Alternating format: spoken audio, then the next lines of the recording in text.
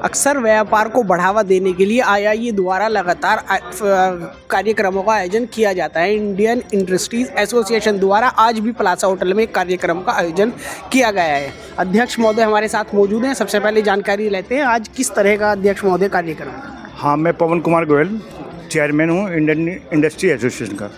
हम लोग अपने व्यापार को बढ़ाने के लिए और अपने पैसे को कहाँ इन्वेस्ट करें उसको समझने के लिए आज की जो मीटिंग थी, हमने इस विषय पर रखी कि हम अपने पैसों को कहाँ इन्वेस्ट करें जिससे कि हमारे को लाभ ज़्यादा मिले। तो उसी संबंध में हमने आरपीएस ग्रुप है जो बहुत बड़ा नाम है, गुड़गांव से आया है, और उसके मिस्टर सौरभ चड्ढा और अशोक भारद्वाज जी, और दूसरे हमने एक म्यूचुअल फंड के एडवाइज़र को भी बुलाया था, मिस्टर राजीव मेहता को। तो उन्होंने हम लोगों को बताया कि अपना फंड आप कहाँ लगाएं।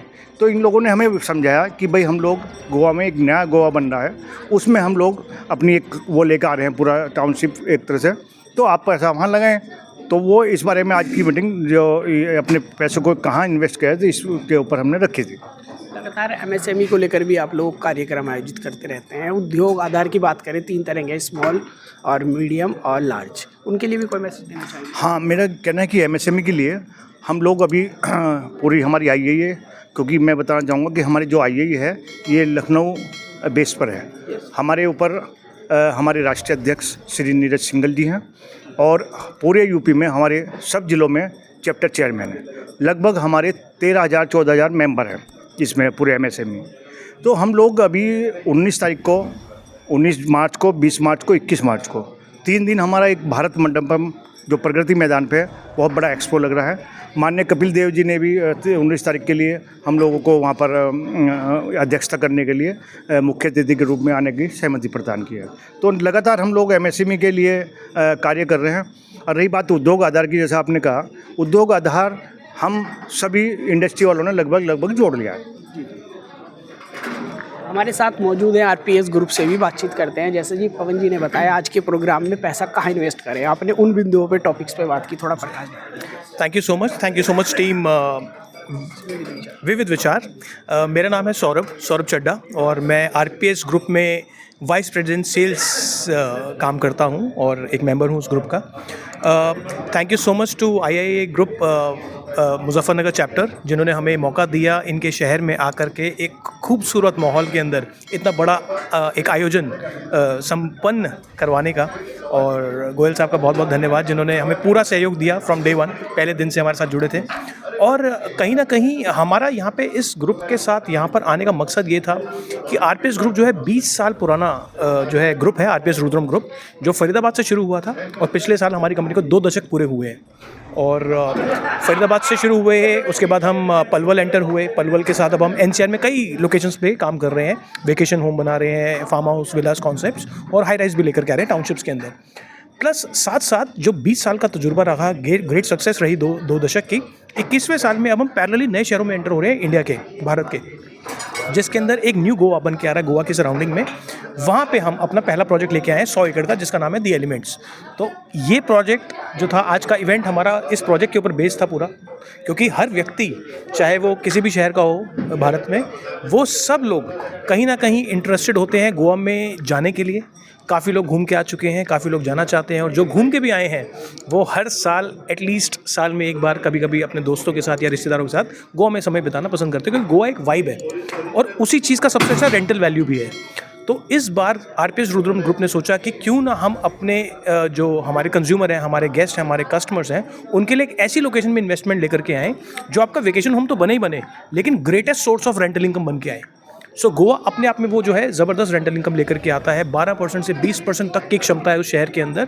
आप अपने विला को रेंट आउट करते हैं तो 12 से 20% तक का रिटर्न आता है साल का, डिपेंडिंग हम कितनी एमेनिटीज उसमें देते हैं, किस लोकेशन पे चीज़ें ला रहे हैं। सो आरपीएस ग्रुप वैसे भी जाना जाता है मल्टीपल लोकेशंस के अंदर अल्ट्रा लग्जरी कॉन्सेप्ट्स डिलीवर करने के बारे में के ऊपर जाना जाता है।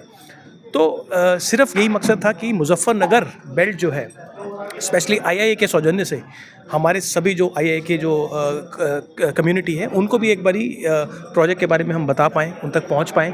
और बहुत अच्छा रिस्पांस मिला आज के इवेंट में। बहुत सारे लोगों ने पॉजिटिव रिस्पांस दिया है इन्वेस्टमेंट पॉइंट ऑफ व्यू से, और काफ़ी अच्छे इन्वेस्टमेंट्स भी वो लोग कर रहे हैं हमारे साथ। सर, बात की जाए मुजफ्फरनगर में भी, एनसीआर में भी अदर्स ग्रुप भी वर्क कर रहे हैं। एक चैलेंज है, आप यहाँ पर आ रहे हैं, आईआईए आपके साथ भी खड़ा है, कैसे फेस करेंगे? ग्रेट। तो उस पे 3 मेजर पॉइंट्स बता देता हूँ जो गोवा की सराउंडिंग में सभी डेवलपर्स को हमसे अलग कर देता है।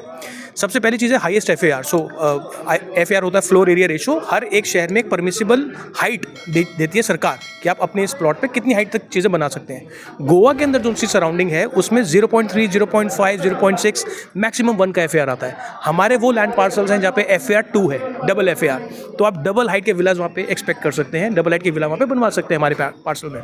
सेकंड है लोएस्ट प्राइस। आप किसी भी डेवलपर से आप कंपेयर कीजिए, उस मार्केट में सबसे कम प्राइस पे हम लेके आए हैं। और तीसरा है 20 साल का ग्रेट तजुर्बा जो हमारे ग्रुप का है with construction and deliveries in NCR। और गोवा के अंदर हम एकमात्र वो डेवलपर आए हैं न्यू गोवा के अंदर जो कंस्ट्रक्शन आपको करके भी दे रहे हैं। ये 3 मेजर डिफरेंस है हमारे। Thank you so much. अभी मैंने अपनी IAE की यंग टीम बनाई है।